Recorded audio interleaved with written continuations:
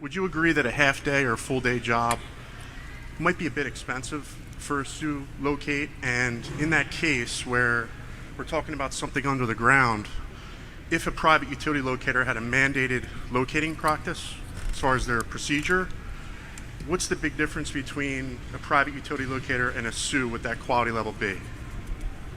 The main difference is going to be that the private utility locator is not under the direction of the engineer that's responsible for signing and sealing the document.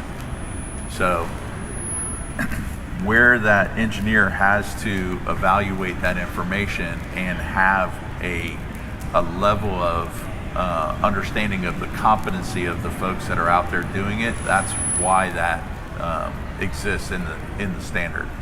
So if you are not a captive employee of that engineer that is going to do that, then how can that engineer know what your quality aspects were and whether or not you met the spirit or the scope of what he assigned that work to be? That is a fair question. So how many project engineers do you know that are designing entire plans off of just a private locate?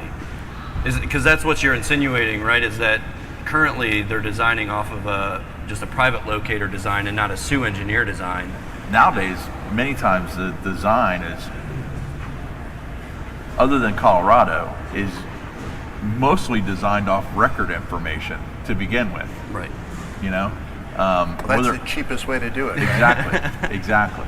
So until somebody has indicated that it is required in some other fashion. So, and you're going to find that with most of the DOTs across the country, they're going to require SUE on the project because they want to avoid, damages, interruptions to TDOT is one of traffic. Those, right? Yeah, absolutely. So, but in other instances, yeah, a lot of the private designers or even municipal designers, they're going to design their project just based on available record information, and then most of the time, like you've probably seen, put that onus back on the bidders that are going to bid on that work and tell them that here's the information that was available at the time, and now you have to go out and prove whether or not you can actually build this job the way that we designed it.